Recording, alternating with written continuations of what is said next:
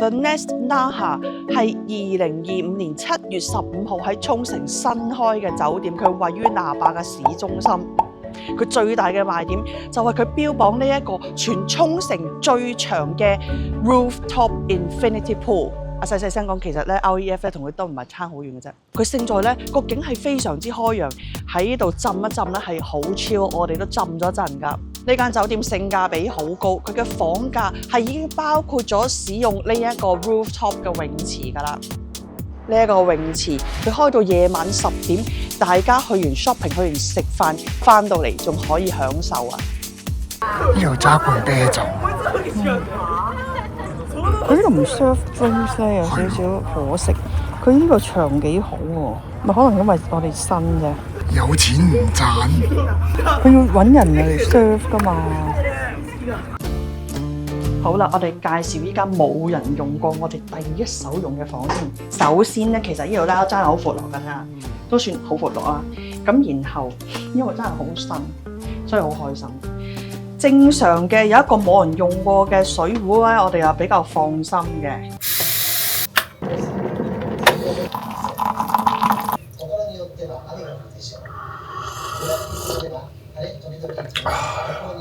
好啦，我哋兩個人2 set 杯，咁啊正常嘅，咁啊有水啦、夾萬啦，然後呢個咧想俾大家睇，一個應該唔係好凍嘅雪櫃。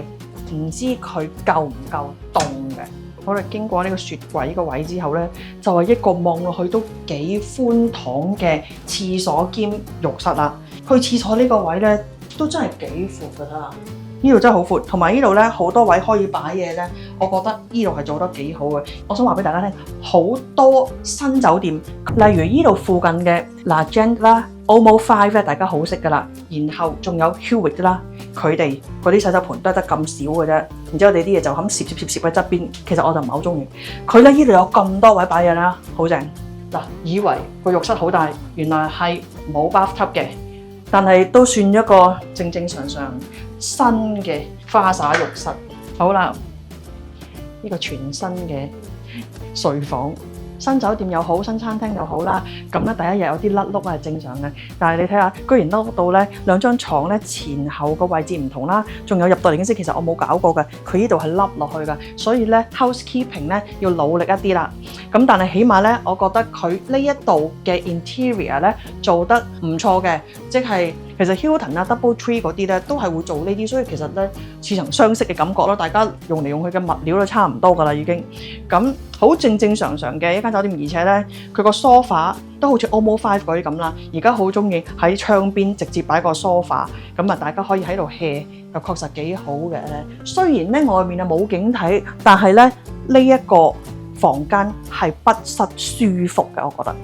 始終真係新酒店有新酒店嘅好咧，係咩咧？佢插電有 USB 插頭啊，嗰啲咁嘅方便嘢啦。我哋 book 呢間酒店嗰時咧，發現咧佢嘅價錢可以差好遠㗎。呢間酒店其實可以差成50%，係好多。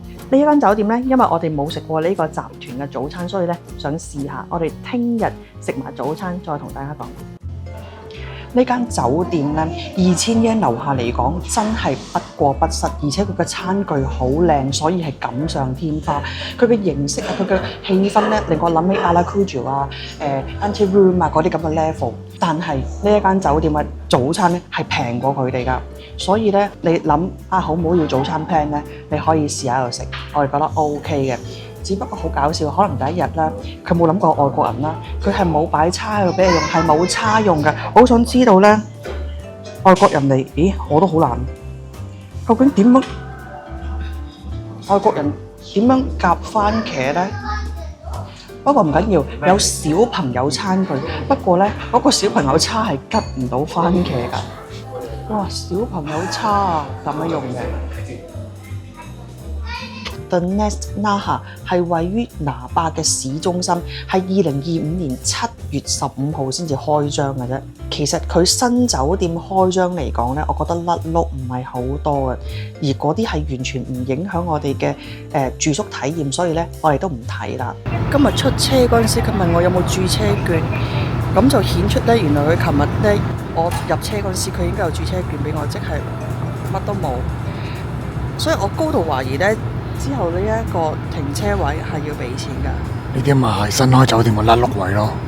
不過佢今次甩碌咧，令我甩得好開心，可能慳翻千幾二千嘅。酒店個位置好方便，尤其是適合唔揸車嘅你喺機場搭單軌電車嚟到沃橋站落車行5分鐘就行到嚟呢間咁大嘅酒店。如果大家揸車嘅話咧，去 Junglia 75分鐘，去美麗海水族館咧95分鐘，離我哋清潛呢一間潛水店咧係40分鐘嘅啫。嗱，呢間酒店咧都係我哋清潛贊助嘅，所以唔係酒店賣廣告啊，記住。呢間酒店咧，你睇佢官網咧，啲相係非常之靚㗎。但係入到嚟咧係有少少落差嘅，繼續聽落去喎。酒店其中一個非常之吸引人嘅地方就係頂樓嘅無邊際泳池，佢確實係非常之開揚㗎，打卡一流添。之但係咁，你望住嗰個景咧，其實係望住工廠啦、碼頭一啲咁嘅頂。第一身角度。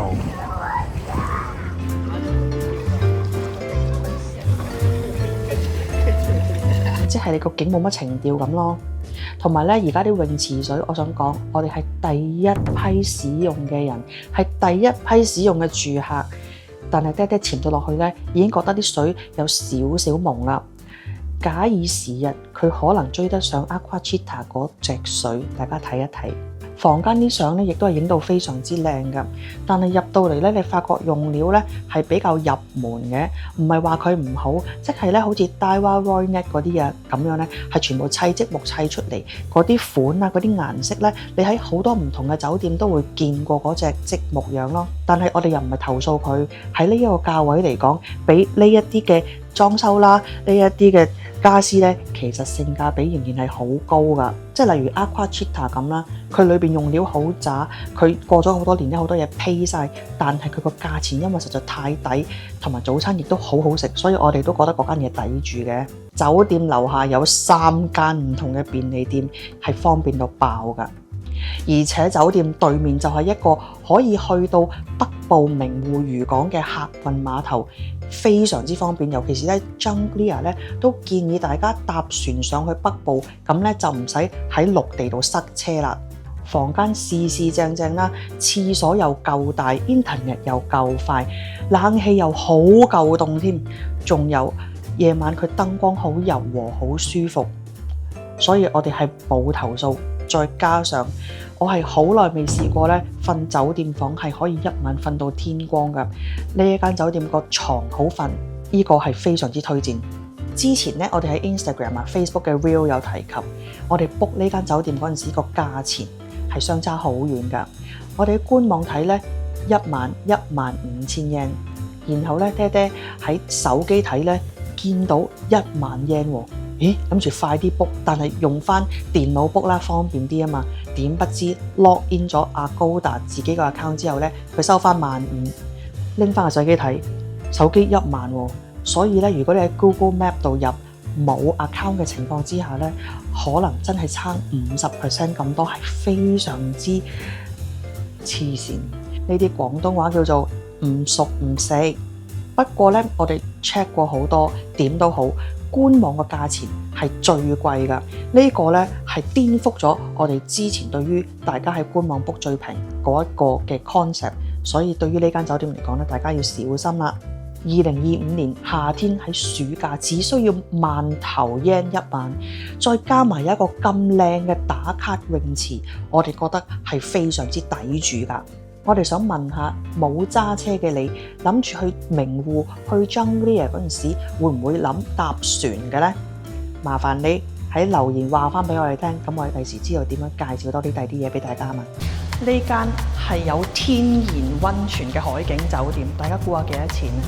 呢間酒店蘇弗個超值，淨係萬幾yen，聽到呢個數字已經覺得好平啦。有溫泉，跟住好靚嘅沙發。我喺呢度入後邊點解仲喺後邊嘅？右手邊。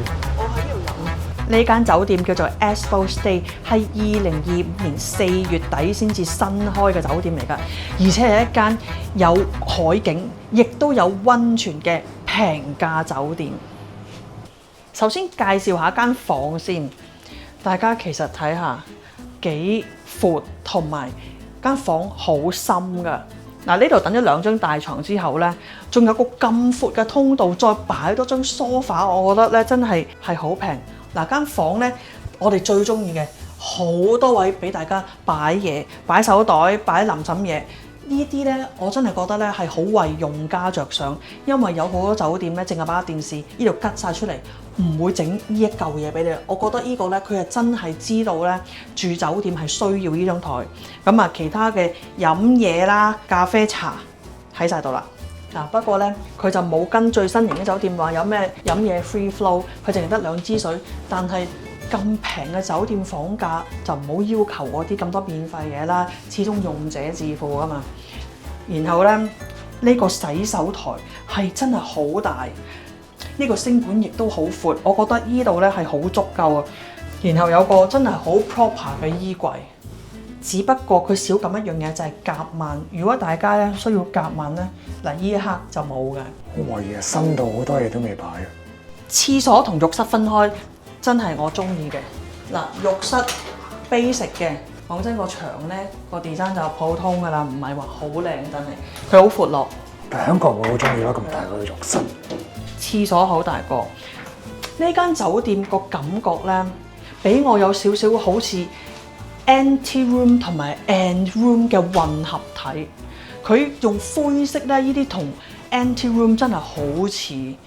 而但係咧，個 set up 啊，又好似 and room 咁，想俾你有啲好輕鬆嘅感覺，同埋啲顏色嘅運用。然後 on top 仲要加個海景溫泉，死未？一個字，抵啊！呢間酒店有個好大嘅賣點，就係有一個咧喺沖繩都比較少有嘅天然溫泉，話到明係冇加水㗎。呢一間酒店咧，所有酒店房都係包早餐，而且係 take away 嘅早餐嚟㗎。而夜晚咧，佢得一個法國料理餐廳喺度。咁因為價錢偏貴啦，所以我哋選擇今晚咧就唔喺度食啦。我哋喺度嘆咗個溫泉，然後聽朝食埋個早餐，再同大家評價。嗱，呢一個咧就係 Expo Stay 嘅早餐啊！佢係一個 take away 嘅形式，你可以喺大堂嗰個 cafeteria 坐喺度食，又或者拎翻房食嘅。佢係由2樓咧嗰間法國餐廳主廚監修，而嗰個主廚咧佢真係喺法國一間米芝蓮餐廳做過嘢㗎，咁所以咧可能咧就 presentation 好啲。咁確實咧，就算佢 take away 嚟講咧，佢都好過賴床島嗰間 storyline 好多嘅。呢間酒店咧，同其他酒店一樣，都係我哋自費嘅，即係我哋嘅清前 Best Dive Okinawa 贊助。所以咧，以下落嚟我哋講嘅評價咧，都係真心，亦都係我哋真正嘅經驗嚟㗎。Expo Stay Hotel 咧，真係不惜工本地平價嘅一間酒店嚟㗎。喺呢一個酒店區咧，佢真係抵到爛㗎。我哋會講點解啊？呢間酒店咧，2025年4月先至開幕㗎。我哋5月頭嚟2個人只需13000幾yen，已經係包括早餐㗎啦。我哋 check 過咧，去到7月2個人都只係2萬yen一晚啫。而佢係有溫泉㗎，你聽住。點解我哋話呢間酒店抵住呢？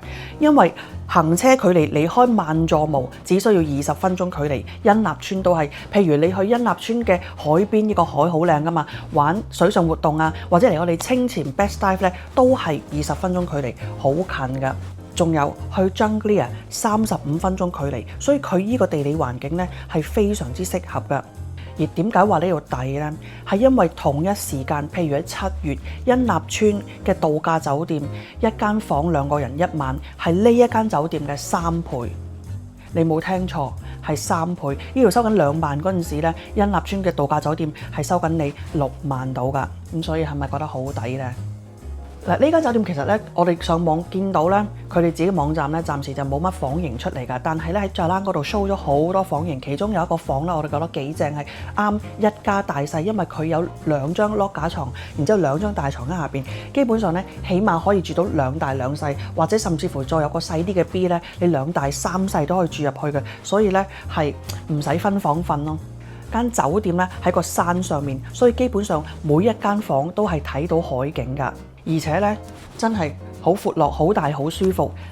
Internet 都夠嘅，冷氣咧就好夠凍嘅，所以咧就唔怕夏天咧間房會好熱好濕咁樣。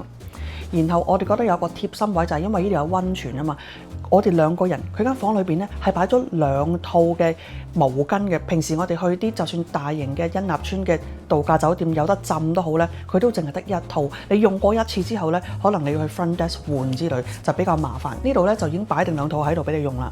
溫泉有啲咩靚呢？就係佢用料好靚，入到去真係好舒服同埋好大，然後係非常之多個池，咁有唔同溫度嘅池，仲有呢凍水池10幾度咧都有2個，然後仲有按摩池，嗰啲水力按摩我都覺得好正。咁啊有桑拿，酒店本身咧就冇泳池噶啦，不過咧附近有個沙灘，呢度行落去大概3分鐘到，其實都唔會話唔方便嘅。你殘波嗰個 Grand Mercure 咧行去沙灘咧，都唔止5分鐘啦。嗱，但係咧酒店咧實在好新，佢嘅前台員工咧係好有禮貌、好殷勤㗎。但係咧同一時間，佢有一啲員工嘅訓練問題出現咗。因為今朝咧發生咗一個非常之恐怖嘅事件，係我自己親身經歷㗎。就係朝頭早我9點左右走入去女人嗰邊浸浴啦。嗱，大家睇清楚，我係 within 我嘅溫泉時間，朝頭早凌晨6點開始，去到第2日嘅凌晨1點係可以任浸。我除晒衫之後，見到有個男人喺個浴池旁邊伸隻手入去測水溫，真係嚇到咩咁！我係未試過喺女湯有見到男人出現㗎。入口嗰度冇 security， 而我入去之前呢，係確實有寫住個清潔中，但係佢冇寫住有男人從業員喺度。如果佢寫有男人喺度，我就梗係唔入去啦。正常咧喺日本嘅溫泉界，去到而家呢一刻咧，男人嘅浴場咧好多時都仲係阿婆或者女人入去清潔㗎，而男人照沖涼照浸。女人嗰邊係絕對唔會調翻轉有男人入去清潔。我係第一次喺女湯嗰邊，仲要我係 within 我浸浴嘅時間，居然有男人出現，我係覺得係心有餘悸。呢個真係要酒店正視嘅問題。不過呢，好希望經過我今次同酒店反映投訴呢，大家嚟到嗰陣時唔會再有呢個問題出現啦。同埋希望呢酒店對於溫泉入口嗰度有少少對策啦。嗱，希望呢間酒店呢係因為純粹新得滯，唔係好識 run， 唔識控制員工，所以有呢個咁嘅事件啦。咁希望大家嚟到嗰陣時已經冇呢啲問題，因為除咗呢個恐怖事件之外呢，其他嘢呢係冇問題㗎。如果大家想去 Junglear 咧水族館慳時間慳錢嘅話咧，呢間酒店咧都可以一個選擇嚟嘅。本阿加也係2025年7月尾先開嘅新酒店，呢間酒店係非常之特別嘅，佢係一間由荒廢咗嘅小學改裝而成。我哋其實期待咗佢開好耐㗎啦，我哋今日就開箱呢一間酒店俾大家睇。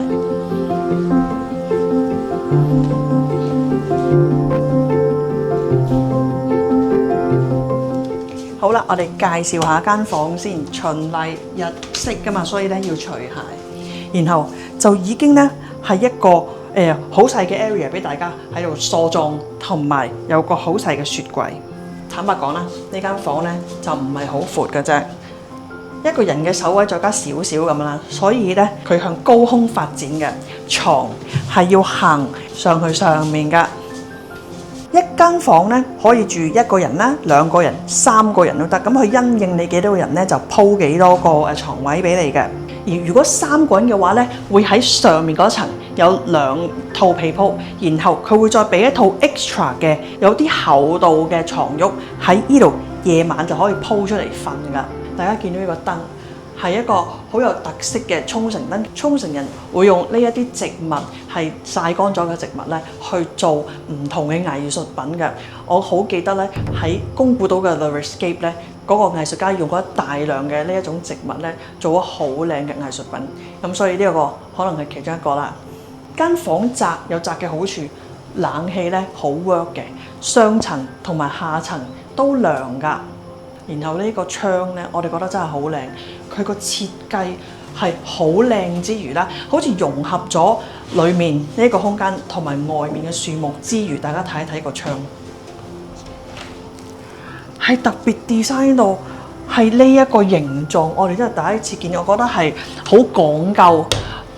我覺得佢係用盡咗唔同嘅 design 嘅元素，而令到佢有一個好深色少少嘅 Muji 嘅感覺咯。大家有冇留意呢度係冇廁所冇浴室㗎？喺出邊㗎，我哋帶大家去睇下。而家呢個設施咧，暫時淨係得呢5間房。喺房間門口一出到嚟咧，其實就即刻係男廁女廁兼男浴室女浴室咁樣分開咁啊！而家趁冇人咧，影俾大家睇。呢一個入到嚟咧，就係一個花灑嘅浴室，佢裏邊咧已經裝修到係比較chic 啲㗎啦。喺每一間房咧，佢會有一個 floor mat 俾大家咧拎嚟俾自己用，即係咧你喺度沖完涼出到嚟抹身之後咧，可以踩翻落自己個地墊，然之後咧就可以再拎翻走，或者可能擺喺度俾佢哋回收。咁然之後呢兩邊咧就係2個獨立嘅廁所。我覺得咧佢最靚係乜嘢咧？呢度嘅洗手盆好靚，呢個好明顯地係一個沖繩嘅陶瓷嚟㗎，真係好靚啊，又有特色。我覺得真係好花心思，好講究啊！佢呢度咧擺咗啲 amenity 俾大家攞，但係其實咧，如果大家想用咧，佢 website 有寫㗎，大家麻煩去 donate 翻100 yen 俾佢哋。佢哋喺 check-in counter 嗰度咧有個 donation box 嘅，所以而家要用呢啲嘢咧，大家記得俾錢啦。咁啊，大家睇下男士呢邊有冇唔同咧？有，好似大啲喎。因為男士有尿兜。唔係呢度喎，沖涼嗰度好似闊啲啊！係咩？你唔嗰度闊啲咩？好似係喎。男士沖涼呢度闊好多喎。因為男士有個尿兜用嘅空間細啲啊。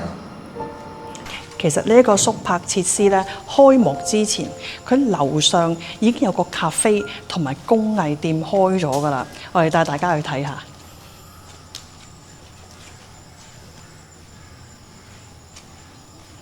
呢個偏顧木卡哇伊人，所以我想買嘢添。呢一間雜貨鋪加咖啡咧，其實係喺個宿泊設施開之前咧，已經開咗幾個月㗎啦。我哋入到嚟覺得咧，真係哇！佢係集中咗好多咧沖繩嘅藝術家嘅作品喺度，然後我哋覺得啲價錢咧係一種 affordable art 嚟嘅，唔係話一拎起手要好幾萬蚊港紙啊嗰啲嚟，係全部都可能幾百蚊、幾千蚊。我覺得好多人嚟到咧係買到嘢走，而且有好多嘢係好特別。佢係集中咗好多靚嘢喺呢一個空間，然之後咧你逛咧，覺得心曠神怡之餘咧，突然間覺得好文青。其實我哋好有興趣想買翻屋企。佢係一個沖繩嘅傳統工藝紅型，但係佢嘅 character 全部都係貓貓，所以令到我好想買翻去。咁呢一個咧價值都係有少少貴嘅其實，但係佢係一個沖繩嘅傳統工藝，再加咁得意嘅動物咧，真係令你想拎翻屋企擺上牆。有一樣嘢我都想買，但係因為我好少用，所以未必會買。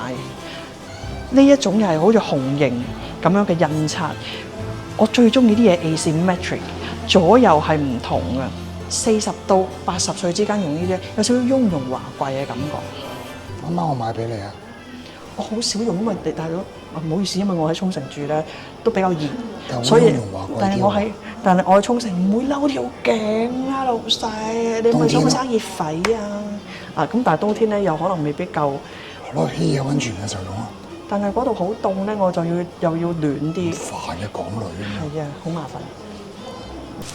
我哋喺呢一間山原工藝店忍唔住真係買咗好多嘢，真係呢啲自己用。買咗2萬幾yen嘅 T-shirt 啦，同埋買一對絲紗，令到我哋住咗差唔多10年都要喺度買對絲紗嘅，係好特別嘅一對絲紗。如果想知道佢咩樣呢，大家嚟我哋清潛鋪頭睇就得㗎啦。我哋喺恩納村嘅重拍，記得嚟順便玩埋浮潛體驗潛水同埋磁性潛水啊！呢度去到夜晚呢，係非常之寧靜，你淨係聽到啲蟬聲嘅啫。而且咧，一出到嚟你就會見到個好多星星嘅天空，側邊冇乜光害，見到佢星咧，好似我哋去緊 glamping 咁啊！我哋而家熄燈俾大家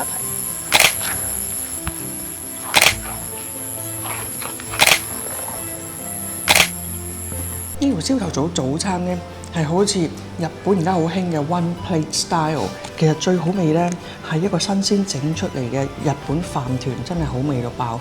佢啲米咧出到嚟係粒粒拎嘅，但係咧睇得出啲米應該係本地米嚟嘅。你唔好問我點解知，睇到，但係佢好靚，真係好新鮮嘅米嚟咯。用咗沖繩紅芋啦、沖繩嘅菜啦，我覺得佢總之係大量用咗沖繩嘅食材嚟做早餐。但係飲料方面咧，佢淨係得西瓜沙 juice 係無糖嘅，然之後爹哋自己後加咗咖啡，呢個自己沖嘅啫。努力啦，女。好似飲咗啖好酸啊！無糖啊嘛，健康啊！好啦，又到我哋講評語啦。但係咧講之前咧有一樣嘢好重要，一定要講，就係如果你嚟到呢一間住嘅話咧，係最好俾錢額外租呢個吊床。本來咧呢一個吊床係要用1000 yen 嚟借嘅，咁呢一個開箱係我哋清潛贊助，所以大家記得嚟幫襯我哋先至可以有呢啲酒店開箱睇。咁所以佢知道我哋介紹，就免費借俾我哋去拍攝。咁呢個肥妹仔就梗係冇死錯人㗎啦，即刻爭嚟用咯，笑晒咁樣，然之後笑晒咁樣已經咧聽唔到我講佢肥妹仔。我聽到㗎。我就唔嬲㗎，有冇啊？你認嚇？認放棄咗啦，佢放棄咗啊嘛。咁你各翻隔離手妹就手妹翻去隔離，姐姐呢件褲。唔得，呢個我媽媽用㗎嘛。今晚先攞過嚟俾你。我講先個話要先㗎。咁點啊？講先就走㗎咯。嗯。唔係咁樣嘅，要世界唔係啊，因為咧真係非常之輕鬆同舒服，會令到喺間房度嗰個時光咧係開心好多㗎。嗱，呢張吊床真係日本做，因為就喺下邊嗰個工房嗰度做，要4萬幾yen一張，你1000 yen就可以租到嚟玩咧，我覺得係幾抵㗎，靚到我哋想買翻屋企，但係有少少貴。本那加亞係位於沖繩北部嘅國頭村，係非常之北㗎。呢度咧去 Jungglia 大概半個鐘，去水族館又好，離我哋清潛呢間潛水店都好，都大概1個鐘度。雖然話咁北，但係大家唔需要擔心話佢偏僻。呢度附近咧開車大概10零分鐘就有好多餐廳。琴日去食嗰間咧係真係幾好味㗎，所以咧唔使驚話側邊乜都冇。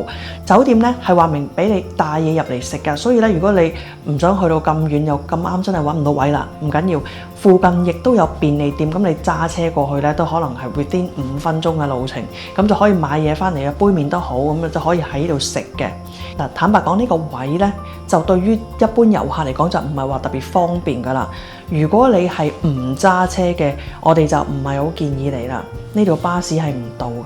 到，但唔知住幾次車啫。呢間酒店咧，我留意咗好耐㗎啦，因為咧佢本身係一間已經廢置咗嘅學校，然後有2公婆咧好有心眾籌去活化呢個地方㗎。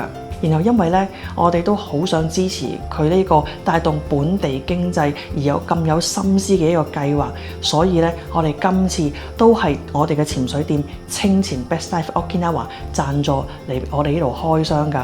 其實有好多人可能睇完我啲片咧，都未必話即刻嚟 book 㗎。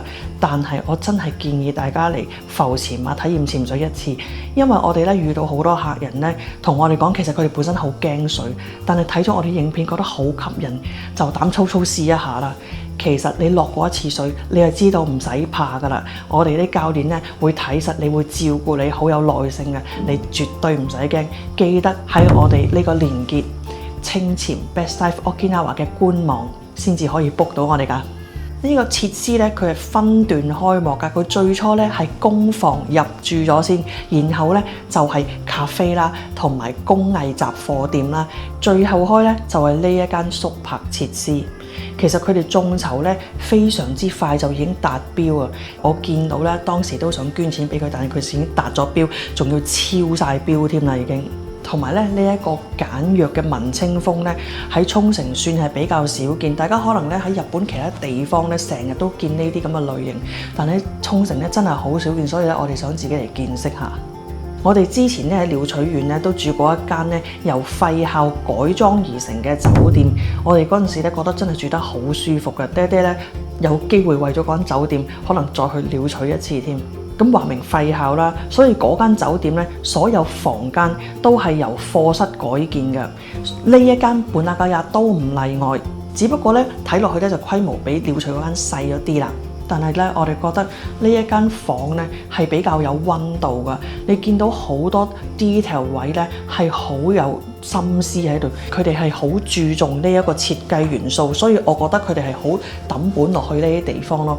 然後呢條樓梯先至勁，大家行呢啲樓梯咧，好多時可能會困到腳，但係我哋呢度咧上落咧係唔會困到腳，真係一個好貼心嘅又靚嘅設計嘅樓梯，我哋好欣賞呢一啲設計咯。就算你話將個廢校改建，佢都絕對冇將貨就價，佢嘅設計元素係行先嘅。我係覺得佢呢一步做得好好，因為你會覺得係佢嘅設計係好特別。然後呢度係真係可以打幾萬張卡。呢個房間大家睇到啦，係冇電視機㗎。我哋之前住過Hoshinoya咧，都係冇電視機。不過咧，呢一度係俾人哋好平靜嘅感覺，而Hoshinoya就唔係嘅，佢係恐怖感覺咯。可能喺畫面咧，大家未必真係感受到，你人嚟到先知。整體成個設施係俾你一個好平靜嘅感覺㗎。可能啲人數、空間感、設計全部包含喺度嗰時，你喺呢一個空間係覺得，總之係好舒服啦。平靜安穩嘅感覺，喺吊床上面睇書或者玩電話，非常之悠閒。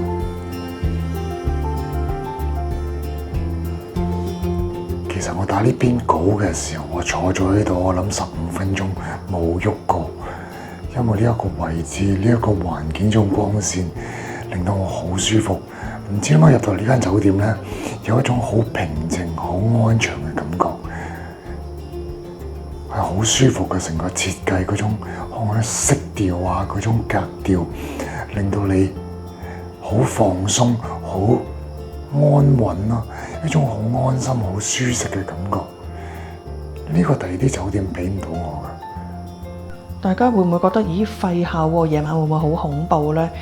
但係一啲都唔恐怖㗎。唔恐怖到個位呢，我哋個女情願自己一間房，都唔同我哋一間房。佢由頭到尾冇講過恐怖。出到去呢，嗰啲 design 俾你個感覺呢係好 modern， 你唔會覺得有個恐怖感覺咯。好啦，咁講下酒店設施冇乜嘢咁嘅注意事項啦。房間冇拖鞋啦，冇睡衣嘅，因為冇廁所冇浴室嘅關係咧，你每一次要用咧都要離開房間行出去，而且係要着自己拖鞋，所以大家必備沙灘拖或者容易着嘅拖鞋啦。咁你做 in out 方便啲。如果你 in out 都係要波鞋咧，你就會好痛苦噶啦。跟住夜晚係冇職員㗎，佢要6點就收工，之後成個設施咧，琴晚淨係得我哋3個人。夜晚有緊急事情嘅話咧，佢淨係得個手機號碼俾你打。如果你冇日本電話嘅話咧，呢一個會有少少閉翳嘅。但係唔使驚，酒店咧有 WiFi 嘅，而且佢嘅速度咧會令你上到 YouTube 睇嘢，所以就唔係真係話與世隔絕咁咯。我哋覺得咧呢間酒店嘅目標客人咧係真係小眾嚟嘅。好適合文青風啦，中意打卡嘅人啦，或者係同大自然接軌嘅人啦，想有一個好安靜嘅夜晚嘅人都好適合喺度住，因為個環境圍繞住你，淨係得樹啦、昆蟲啦，晚上嘅話係滿天嘅星星咯。雖然成個設施佢嘅配套咧都係非常之 basic 嘅，但係咧因為佢設計元素係非常之高，不失優雅，又令你覺得好舒服嘅感覺咯。佢去到邊都好乾淨，乾淨到一個位咧，我哋去到夜晚行喺草地都好，都係冇蚊咬㗎。而我哋講緊8月頭係熱嘅時候。不過咧，老實講啦，價錢就唔係平，所以就未必係你哋杯茶啦。因為呢一個價錢，可能你會揾到一啲 business hotel 係有廁所啦、浴室喺間房裡面嘅。我哋只能夠講呢間酒店俾到一啲另外嘅酒店俾唔到我哋嘅平靜感覺，係呢個感覺係好難去形容嘅，真係。所以嚟呢度住嘅人咧，我哋建議你帶住個嚟放鬆嘅心情，而唔係話用盡酒店設施，又點，又係批評呢啲批評嗰啲，呢啲冇嗰啲冇，你就會住得開心好多，因為你會享受到嘅係大自然啦、設計啦、滿天星呢一樣嘢係你喺城市咧感受唔到㗎。如果係你會俾幾多錢一晚去住呢間酒店呢？不妨喺下邊留言話俾我哋聽啊！嘗試咧反映翻俾酒店聽，睇下可唔可以調整個價錢，因為我哋都想呢個活化計劃一路係成功㗎嘛。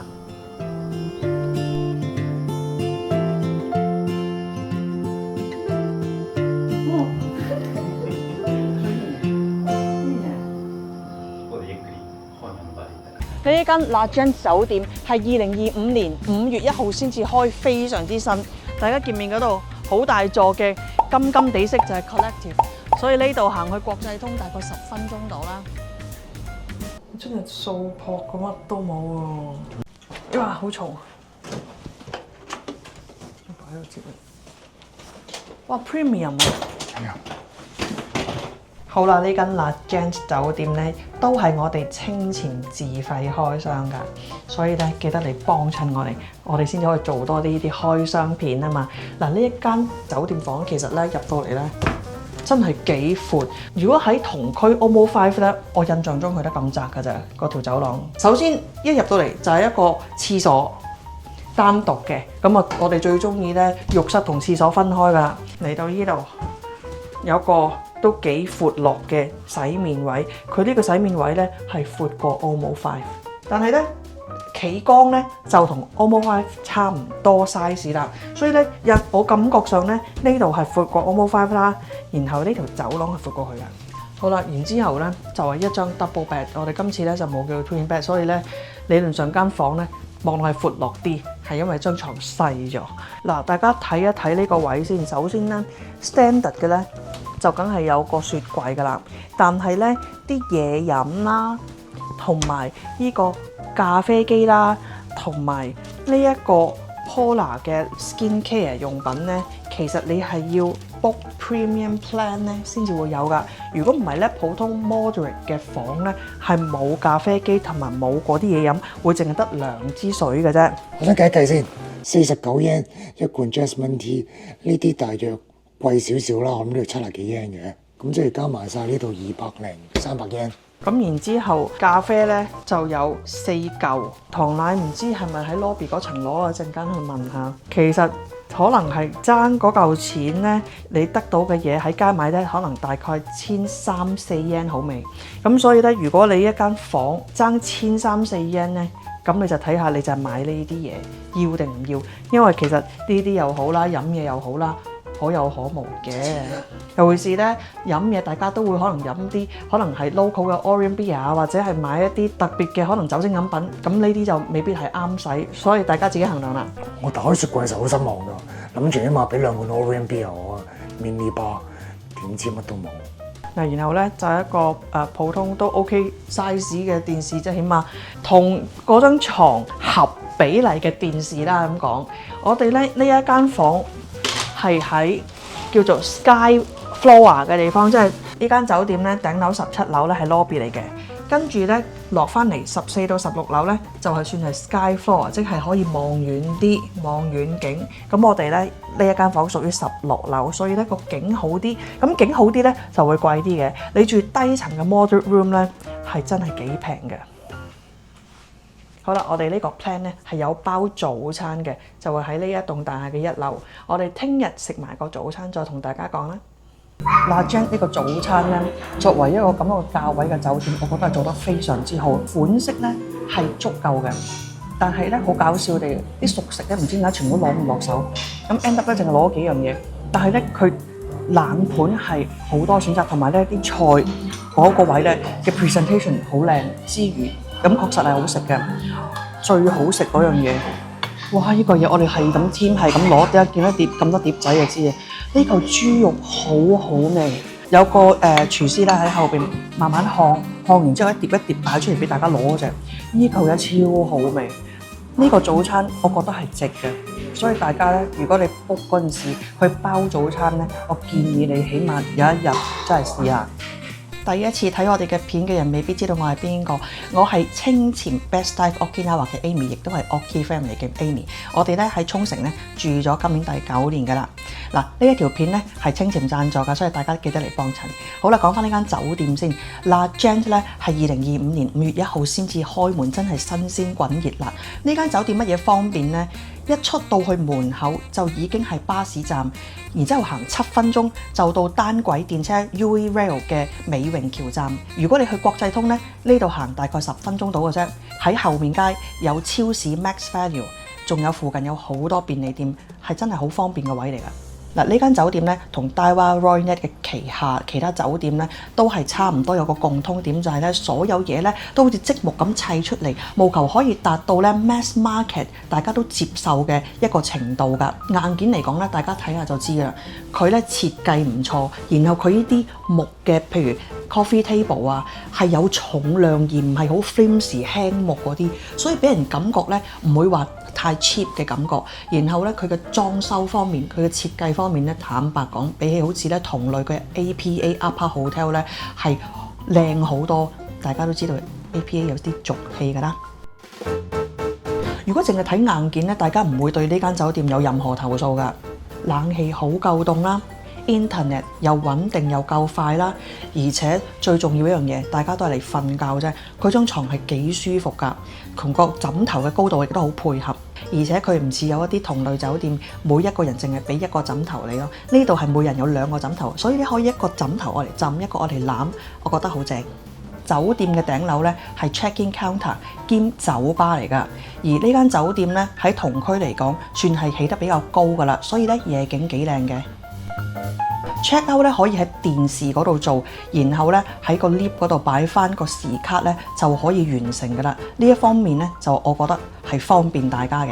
酒店仲有一個貼心位嘅，喺2樓咧有一個專係 for BB 用品嘅 corner， 大家可以去攞防跌爛啦，同埋可能喺個 shower 裏邊俾 BB 坐低嘅凳啊咁樣。有冇後俾 BB 坐低咪仲低，個媽點洗佢啊？咁奇怪。不過同佢旗下其他酒店一樣啦，點樣都會有少少甩碌嘅。尤其是呢間酒店咧開咗幾日，咁啊確實係有啲甩碌嘢。譬如啦，我 check in 嗰陣時，明明我個 plan 咧係有早餐嘅，但佢提都冇提過早餐點樣去報名食啊，使唔使有咩券啊，乜都冇講。係我之後要問第2個人先知道咧，早餐係怎拎時卡去就食得啦咁樣。佢冇同我講早餐點搞喎。另外甩碌例子咧，就係我哋明明係 book 咗 premium plan， 即係咧有咖啡機啊，有幾罐飲品 mini bar 啦。唔講佢 mini bar 啦，講佢個咖啡機先。佢淨係得4個 capsule， 係冇奶冇糖㗎。我哋咧後尾要去個大堂度問我可唔可以喺度攞，喺佢個咖啡嗰度攞。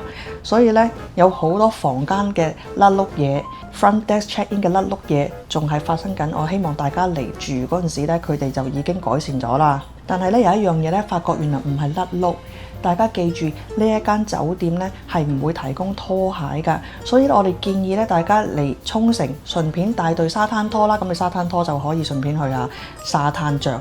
咁喺呢一間酒店咧就要着自己嘅鞋嘅，如果你着波鞋就麻煩啦。然後咧有一個溫馨提示，呢度咧佢隔離有一個提攜停車場，但係要注意一樣嘢，佢哋咧夜晚11點之後係冇人㗎，所以係唔會有人幫你攞車同埋收翻架車入去。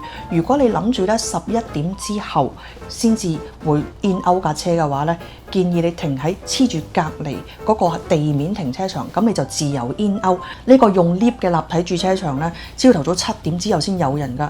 如果大家咧想早起去 Junglear 嘅話咧，你千祈唔好泊入去。如果唔係咧，你會遲好多先出到車嘅。呢一樣嘢係我哋洗架車入去嗰陣時咧，完全冇接受任何嘅介紹，係後尾突然間發現個牌寫住有人管理時間，只係去到夜晚23點呢個時間，咁我先至問佢咁之後點啊？所以咧，大家唔主動問嘅話咧，佢哋唔會主動講俾你聽。你一定要睇我哋呢啲酒店開箱咧，先知實際上會有啲乜嘢問題發生，避免佢啊嘛。咁啊，呢個集團咧，其實佢哋每一間嘅硬件咧都係做到跨啦啦嘅，只不過咧員工咧有少少唔夠細心啦，就變咗好多甩碌位。但係起碼佢有一樣嘢好好就係，Daiwa嘅員工咧係真係比較有禮貌嘅。嗱，撇除呢啲真係好少嘅問題，你基本上就唔會介意嘅問題。其實呢間酒店嗰個價錢咧係好合理嘅，大家咧嚟到就唔會話比較上會失望嗰個問題，而且咧因為佢硬件做得好，大家都會滿意㗎。同區譬如有 OMO5 啦、APA 啊、Nest 啊呢啲酒店喺附近都係其實差唔多嘅。如果大家想要有泳池嘅話咧，附近有 Aquachita， 雖然我哋都唔係好建議，因為佢哋個泳池都幾污糟嘅。撇除嗰一樣嘢，其實如果唔需要泳池嘅話咧，我哋喺呢一區可能會揀翻呢間，因為佢價錢合理之餘咧，硬件咧係真係做得好靚嘅。咁你哋咧，你哋嚟呢個區住嗰陣時，中意住邊間酒店咧？喺下邊留言話俾我哋聽啊！一家人去旅行，大女想要 lock 架床，大仔想要大電視，阿媽想要多啲私人空間。原來一間酒店房可以俾晒咁多嘢大家㗎。呢間酒店叫做 Leisa Okinawa Naha Tomari Port， 個名真係好長，因為佢有分店，所以要講清楚。呢一間酒店非常之好，呢一間房咧可以住6個人，大家數下咯，1、2、3、4、5、6，仲要咧係非常之空洞嘅。你見到我咁樣可以就知道啦。好，其實大家咧真係一眼睇晒，唔係講笑，因為咧佢係呢個長方形裏邊咧，你堅係一眼睇晒有啲乜嘢。首先好開心嘅有2個洗手盤。咁咧就可以分開刷牙都唔緊要啊！6個人始終6個人好多咧，一個洗手盤確實唔夠嘅。然後咧有齊咁多嘅毛巾啦，大小毛巾，咁啊俾一籃你我嚟裝下衫咁啦，廁紙大把你自己換啦。雪櫃，但係咧雪櫃裏邊係冇 welcome drinks 嘅，係吉嘅，自己買咗翻嚟雪啦。呢啲正常嘅配備啦，再有啲可能我嚟飲下嘢或者去啷口。跟住佢只係有水煲同埋6個杯嘅啫，佢係冇茶啡提供㗎。其實咧好多粉絲咧成日問有冇夾萬，原來真係有呢個需要。呢間酒店就有啦，因為其實我發覺咧好多咧比較平嘅酒店咧係冇夾萬提供嘅。同埋大家留意到呢張台好長，真係好好用。咁咧喺玄關入到嚟，我哋首先睇一睇呢個係咩嚟嘅先，都幾寬敞嘅廁所。然之後咧，佢啲牆壁嘅設計係唔錯㗎。跟住另外一邊道門，哇開咗咧就係頭先廁所嘅2倍深度，差唔多就有得喺度沖涼。呢一間係間無人嘅酒店，呢間酒店本身咧就冇餐廳㗎啦，冇晚餐啦，冇早餐，所以我哋喺呢度咧瞓完一晚，再話俾大家聽呢度好冇瞓啦。Mia，你中唔中意呢間酒店啊？乜嘢好玩啊？定係乜嘢好啊？有 screen 啊！有 screen 啊？你中意有 screen？好啦 ，Leisa Okinawa Naha Tomari Port 咧真係喺正那霸市嘅市中心㗎。呢度行去國際通咧大概15分鐘啫，揸車去 Junglia 咧就要75分鐘，去美麗海水族館咧揸車大概90分鐘，而嚟我哋嘅潛水鋪位於印納村嘅清潛 Best Dive Okinawa 咧就45分鐘啦，揸車唔係行路。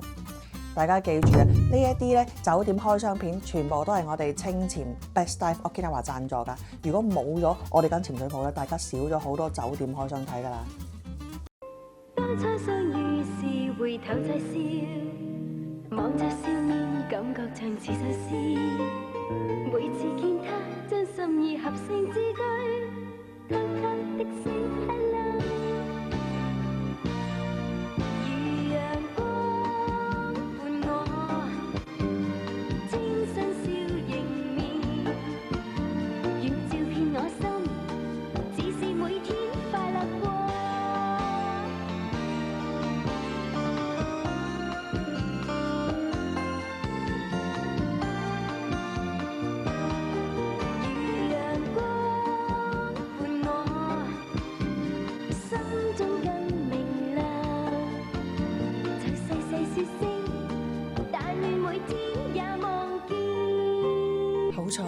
佢帶你哋潛水，清潛其他教練都好有耐性。大家記得 subscribe 我哋呢個 YouTube 頻道沖繩 Oki Family， 咁咧大家就可以隨時睇到我哋嘅片啦。如果大家想睇文字版都有，記得睇我哋 Facebook 啦、Instagram 啦，仲有 oki-family.com 咧，我哋都會擺我哋酒店嘅資料上去㗎。大家都見我哋咧住咗好多酒店咧，都比較推薦係有前台嘅酒店㗎。但係咧呢一間我諗係其中一間我哋最中意嘅無人酒店，係呢間無人酒店嚟㗎。由你入門口嗰一刻咧，你就已經需要密碼，你冇密碼係根本入唔到嚟呢個 building 㗎。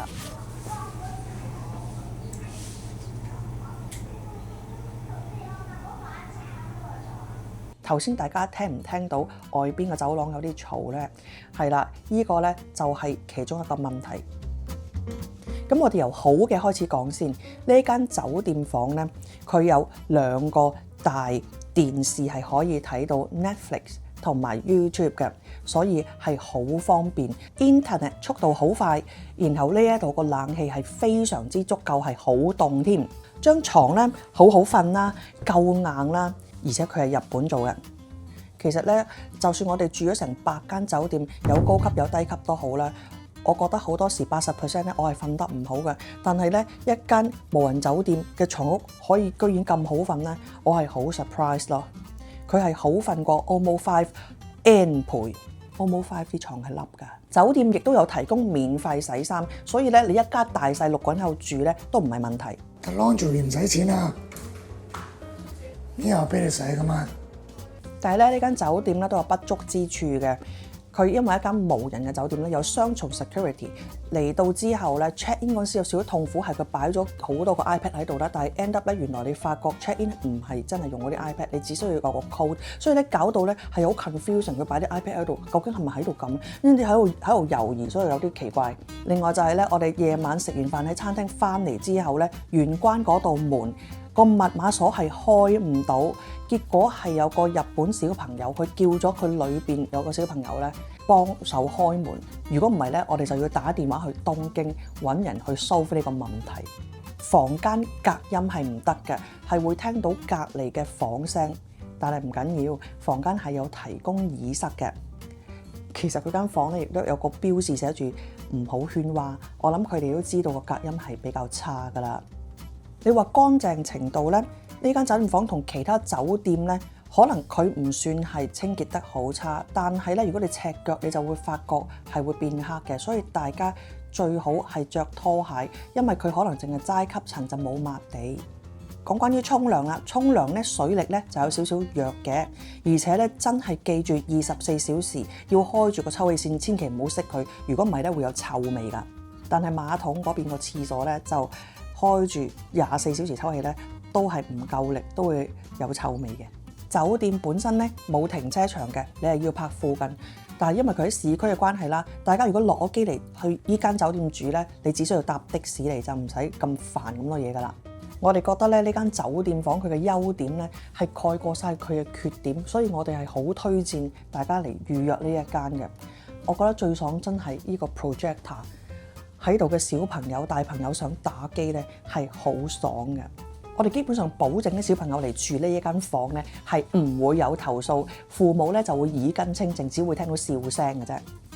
大家帶住小朋友嚟沖繩玩嗰陣時，你中意好似瞓呢啲雙層嘅床啊，定係中意幾張大床一齊攤喺度瞓呢？喺下邊留言話俾我哋聽啊！你住呢間酒店，包保可以買到 Junglia 嘅入場券。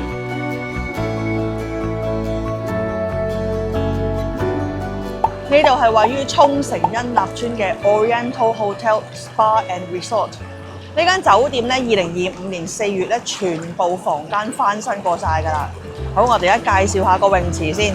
呢度個泳池咧，我哋覺得真係勁，因為咧佢係開1年12個月嘅。喺沖繩大部分嘅大型度假酒店都係淨係開夏天，即係可能4月去到10月咁嘅情況咧，佢係開12個月，我真係覺得好犀利。咁點解我哋可以淡季都喺度浸呢個水咧，就係因為佢熱水嚟嘅。雖然咧佢去到比較凍啲嘅月份嗰陣時，唔係全部嘅泳池都開晒，但係咧佢開大部分嘅泳池，而且裏邊咧有2個池咧係佢話適溫，即係其實暖暖地嘅，所以咧係小朋友都可以玩。而且呢個泳池真係另一個犀利嘅地方，佢係開到夜晚9點。所以咧，去到夜晚咧，有好多日本人咧會帶住小朋友嚟玩，因為咧呢度咧全部有呢執晒有燈，又靚喎，又暖水喎，又可以玩蛇滑梯。咁啲小朋友覺得好特別，即係好一個非日常嘅度假咯。呢個泳池真係都幾推薦。其實呢一間酒店都聽咗好多年㗎啦，而且佢年年都得獎㗎。但係咧，因為佢實在非常之歷史悠久，我哋一路都唔敢嚟。但係知道佢2025年4月翻新晒所有房間咧，我哋又 book 嚟睇下啦。如果唔係肚餓咧，都唔想離開個泳池㗎。其實入到嚟咧有個好大嘅行李位同埋擺衫位，跟住咧就會有睡衣同埋拖鞋嗰啲幾嘢喺度啦。其實咧佢啲玄關咧係好長好闊㗎。我入到嚟之後咧，咁咪有個 pantry 啦。佢咧自製雙層玻璃嘅咖啡杯，好得意咯。跟住咧就有夾萬雪櫃，我哋買咗好多嘢啦。有3個水係佢俾嘅。咁我哋3個人啦，所以咧 Hollywood Twin Room 啦，再加一張細嘅床。你大家睇下，好闊落下㗎。呢度咧，我覺得有少少似 Grand Mercure 嘅感覺。然後咧有一個相應嘅大電視，因為有好多時咧啲床坐咗去之後咧，嗰啲電視細細個咧，硬係覺得唔好睇。我覺得佢個電視夠大。然後我哋最中意呢個位啦，大家黑掹掹唔好意思啊，因為咧我哋實在太中意嗰個泳池，所以晏咗嚟開箱黑晒。呢度咧其實兩邊都係窗嚟㗎，好爽。朝頭早咧呢度係一個好似自成一角曬下太陽，但係又有冷氣咁樣嘅一個空間咯。呢度係好正，呢個真係超正。其實好多房咧都係呢個設計嘅，一半嘅騎樓喺出邊，然後一半咧係好似玻璃騎樓咁樣啦。但係咧，我哋見到有啲房咧係一個好長嘅騎樓，係冇呢個玻璃 part， 但係我哋其實中意有玻璃呢一 part 咯，好正。因為咧佢超級新裝修嘅關係，所以咧佢已經配備咗呢個 USB-C 頭啦，好方便。好啦，帶大家睇下浴室先。佢係啲好 typical 嘅舊式嘅浴室，廁所同埋沖涼咧係同一室嘅，基本上咧係有少少唔方便咧，又係對我哋喺日本住得耐嘅人嚟講。咁但係佢咧嗰個 shower 個位其實咧都幾闊嘅，洗面位咧都算係闊嘅，同埋真係雲石嚟嘅。所以呢間酒店房俾我感覺咧，佢係用料咧係上乘，然後佢裝修完呢度之後咧係好簡單嘅 chic 嘅感覺，就唔係花碌碌嗰啲咁，我都其實幾中意咁樣。同埋佢空間真係好大，俾你好 spacious 嘅感覺，再加埋咧嗰啲玻璃嘅呢個設計咧，我真係覺得呢間房嘅設計非常之唔錯嘅。冇錯，我哋今日會喺呢度開餐，因為咧呢個酒店嘅餐廳嘅費用實在太貴啦。我哋聽朝就會喺呢度食完早餐之後，再同大家講。我哋3個一致認為呢個 Oriental Hotel 嘅早餐 buffet 咧係非常之好食。我覺得佢食物質素好高，只不過咧佢唔夠人做嘢，淨係攞嘢嗰度咧係好似打仗咁樣。但係佢啲食物係好好食。啲 burger 咧唔該。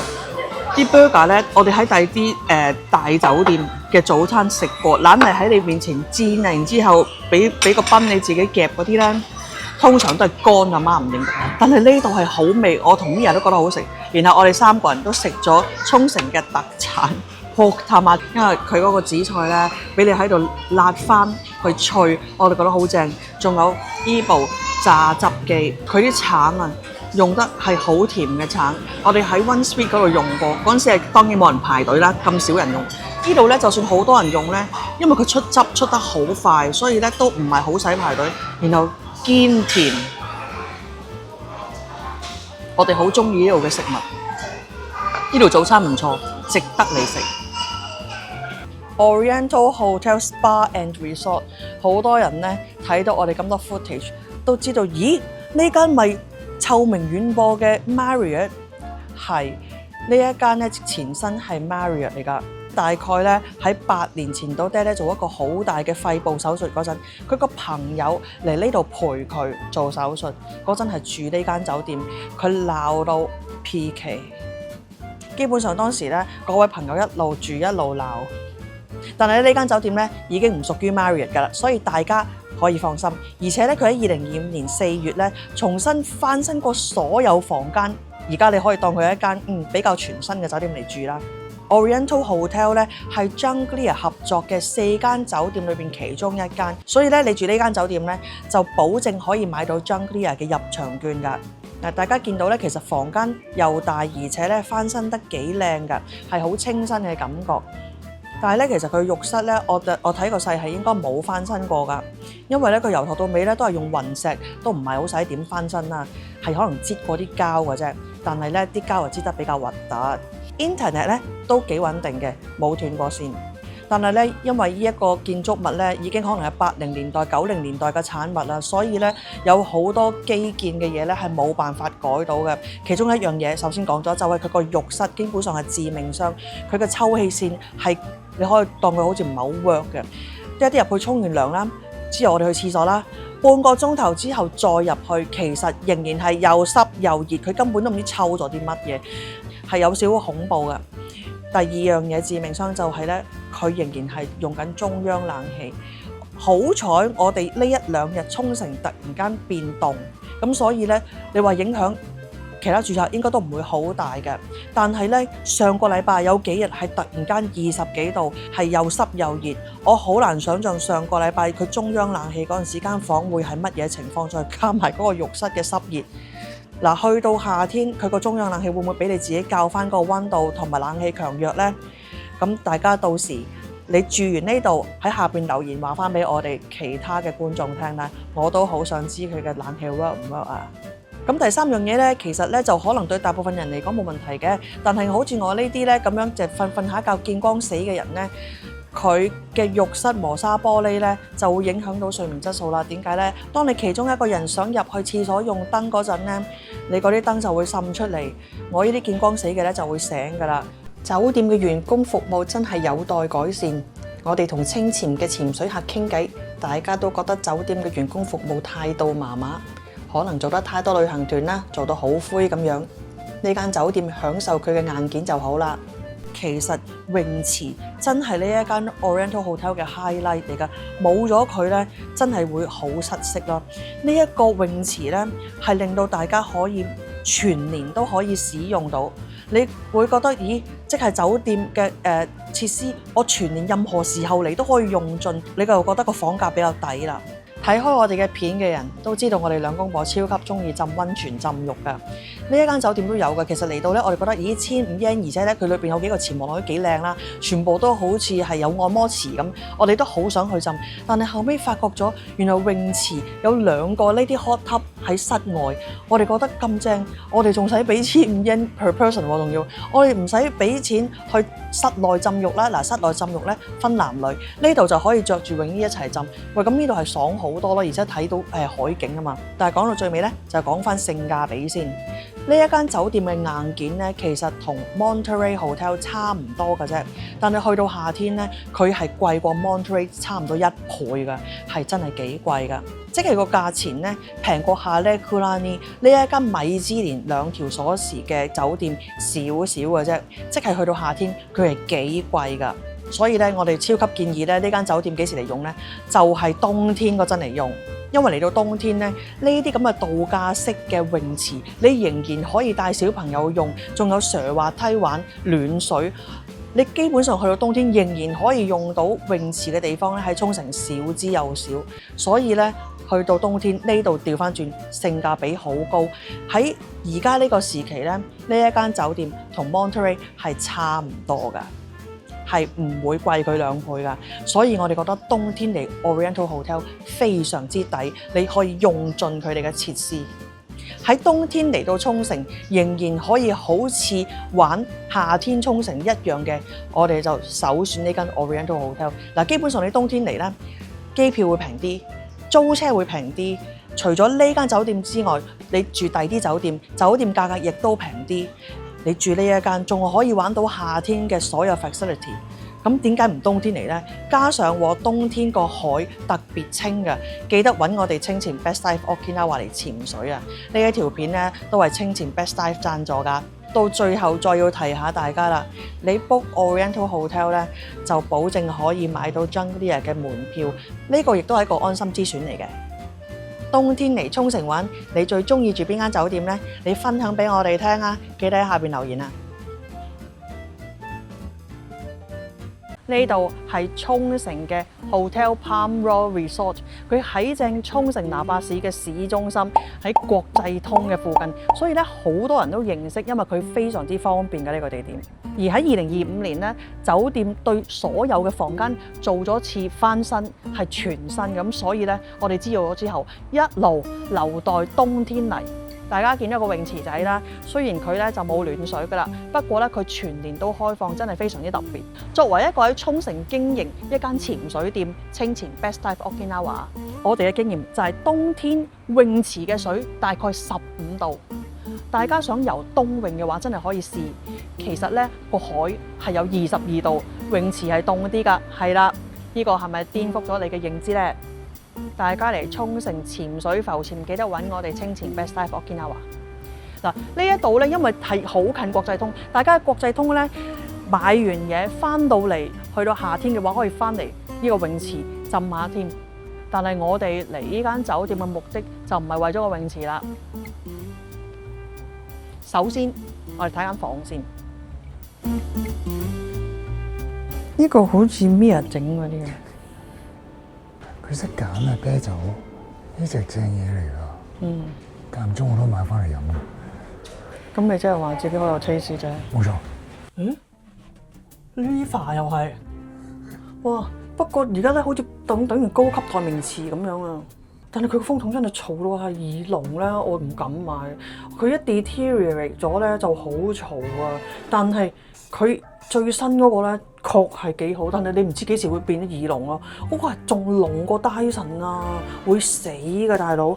佢舊型號係好嘈，我真係覺得要戴耳塞先可以用。我真係，哇！佢買咗幾多個呢啲雲石究竟？哇！沖繩作家，沖繩出身嘅 gallery， 哇！喂，佢全部啲畫係有名堂㗎。哇！哇好！喂，我哋隔離呢間房係咪 deluxe room 啊？咁闊嘅個門口。我哋間係 deluxe 嚟啦已經。但係隔離嗰個勁啲喎。我哋呢間係 deluxe 嘅 Supreme 嗰個嚟啊。佢應該好勁喎。我哋係中級嚟嘅呢間係。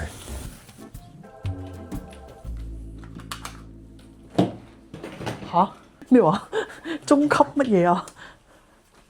好，咁我哋首先睇下個房型先啦。呢一間係 deluxe double room 嚟㗎，咁全部翻新過咧，即係咧地氈應該係全新㗎啦。真係咧入到嚟一眼睇晒間房長方形，然之後隔離得一個門口，就係同時可以入到去刷牙、洗面、去廁所，然後轉右有道門就係浴室嚟㗎啦，好 compact 嘅其實總之應有盡有啦，有茶啡啊、正常雪櫃啊嗰啲都有啦。然後咧床下底有一個咧都好似喺Southwest 見過，即係拉出嚟就唔使你捐入去。好，大家睇一睇呢幅圖咧，佢嘅原意原來係大家咧將個好大嘅旅行篋開撻佢，然之後懟入去。只不過咧，大家通常咧啲嘢都係有少少 overflow 咁樣突上嚟咧，就會黐到佢嘅床下底啦。咁所以大家介唔介意咧？就我諗係因人而異嘅。我就比較介意，我諗我唔會開撻佢擺入去咯。如果俾我咧翻身嘅話，我會好似之前咧我哋住過 Travel Lodge 嗰啲咧勁，佢將嗰個床升到好高，我哋就咁一個篋懟入去就已經搞掂，就唔使話車出車入呢個碌嘢，我都覺得有少少唔係好需要。不過 Anyway，成張碌架床咁高度。嗰個 Travelodge 嗰個其實我覺得真係做到個 purpose 就係慳位啊嘛。其實佢個 purpose 係想慳位，唔使啲篋擺晒出嚟。但係佢呢一樣嘢，咁我如果係咁嘅話，情願個床腳長啲好啲啦。不過咧，佢翻新咗，確實俾你有啲乾淨嘅感覺嘅。好，我哋嚟嘅 purpose 就係去浸浴。我哋咧就訂咗早餐嘅，咁我哋浸完浴，朝頭早食埋早餐，再同大家分享啊！做乜嘢 art collector？然之後咧，個老細 art collector 揾地方放，然之後咧價好就賣出去。因為我喺屋企冇一個咁嘅位啫，咁我走去盡情買，然之後咧，花公數。咁我放咩？然後咧就可以使下錢，話 decoration。哇！上面115分鐘又唔係好貴喎，平過我哋110分鐘。喺上面等啊！嚇？上面等啊！我諗我哋大話都食咗幾十個酒店早餐，一個1000幾2000英嘅早餐嚟講咧，我哋覺得依間係好有誠意嘅，因為佢啲 display 出嚟嘅啲餸咧係望去好靚嘅，有濕度啦，然後望係吸引，所以咧我基本上係攞晒每樣一件佢有嘅嘢啦，差唔多。平時有一啲餐廳咧，我係都唔知食乜好，我呢度咧係每樣都想試下。咁你話味道好唔好咧？我覺得普通啦，但係普通好少少咁樣咯，就味道係頂級咯。通常跟房咧個早餐平啲嘅，咁咧就變咗1000幾yen個早餐咧，我哋就覺得咦可以食埋嘅喎咁咯，都推薦嘅呢個早餐。好，我哋講一講個距離先。Royal Palm 咧離開水族館大概100分鐘開車啊，去 Junglia 80分鐘，離我哋清前 Best Dive Okinawa 咧45分鐘左右啫。佢個位置正正喺國際通卡洛 B 隔離嗰條馬路就係啦，所以咧係喺正個中心點係好方便嘅。先講一講個大浴場先，其實個大浴場咧係我哋嘅 highlight 嚟嘅，如果唔係我哋都唔會揀呢間酒店嚟試住啦。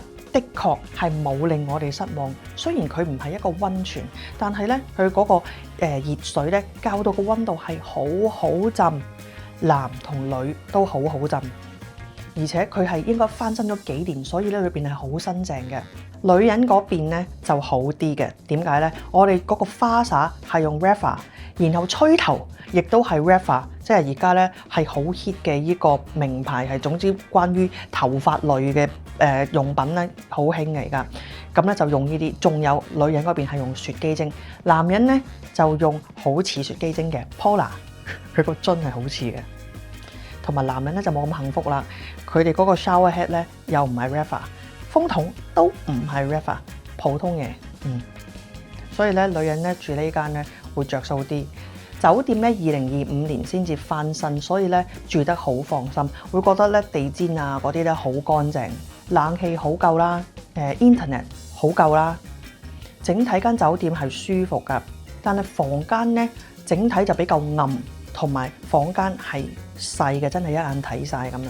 對我哋嚟講咧，成個體驗咧最大鑊係呢張被啫，因為我哋咧好唔中意就咁單一張被單咧隔住一張唔知幾耐先洗一次嘅被袋，因為會覺得會驚污糟，尤其是瞓瞓下咧，通常呢張嘢會褪咗出嚟，然之後咧你嗰個面啊下巴就直接掂住嗰個被袋咧，就會覺得好好 disgusting。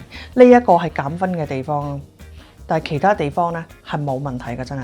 同埋我哋覺得咧好乾淨，真係好乾淨。然後見到呢度嘅清潔人員咧，暫時見到啊，全部都係日本人嚟嘅。除此之外咧，酒店咩好咧？佢哋係無障礙，由大門入到嚟 check in， 然後去大浴場入嚟房間。係全部冇梯級，係無障礙㗎，所以咧係非常之 disabled friendly。你有輪椅都冇問題，我哋亦都見有客人咧係用輪椅㗎。即係除咗男女浴場嗰啲用品嘅品牌差別之外咧，其實本身間酒店咧係推廣呢個平等，佢有支 LGBTQ 嘅旗仔喺個 front desk 嗰度啦，咁又無障礙啦，即係令人覺得啊，任何人都可以用我間酒店㗎咁樣嘅 concept。係啦，淨係嗰個大浴場有啲差別啫。其實值唔值得入住咧，就睇下你嚟國際通嘅目的啦。